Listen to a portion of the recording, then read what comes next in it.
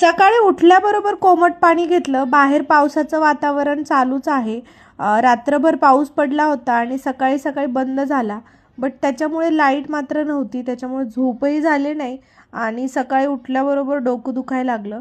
म्हटलं कोमट पाणी घेऊया, ज्याच्यामुळे डोकं बंद होईल आणि बाकीची कामे सुरळीत. गॅलरीत बसून पाणी प्यायची इच्छा होती कारण वातावरण छान होतं, बट जो झुला आहे तो ओल्ला झाला होता.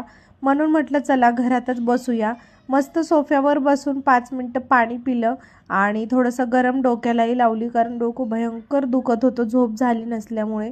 थोडासा रेस्ट केला आणि त्यानंतर लगेचच कामाला लागले. डोकं दुखत असल्यामुळे नंतर काही मी दिवसभर शूट केला नाही. हिवाला स्कूलला सोडून आले आणि त्यानंतर परत घेऊनही आले आणि जोपर्यंत ती स्कूलमध्ये होती तोपर्यंत मस्त अशी 2-3 तासाची झोप पूर्ण केली. जेव्हा ती घरी आली तेव्हा मात्र माझा मूड खूप छान होता आणि माझी तब्येतही चांगली होती कारण झोप झाल्यामुळे सगळं बरं झालं होतं.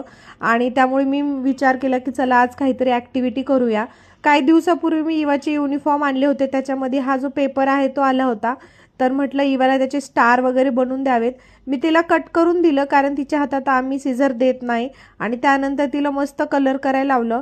इवा स्कूलमधून आल्याबरोबरच हे करायला लागली, युनिफॉर्मही काढला नाही. आणि हे सगळं झाल्याच्या नंतर मी तिचा होमवर्क वगैरे घेतला आणि तुम्ही बघू शकता किती नाटकं चालू आहेत मॅडमचे इथं. मुलांचं असंच असतं, जेव्हा अभ्यासाला बसतात ना तर नवीन काहीतरी त्यांना सुचतंच. अभ्यास वगैरे तिचं घेणं झाल्याच्या नंतर माझ्याकडे थोडा टाईमही होता, त्याच्यामुळे दुसरी जी रूम होती आमची बेडरूम, सेकंड बेडरूम, ती आवरायला घेतली. आणि आवरते वेळीत मला त्याच्यामध्ये जुन्या पर्स भेटल्या, ज्याच्यामध्ये मला लिटरली माझे जुने पैसे सापडले. किती वर्षापासून ठेवले होते काहीच माहिती नाही.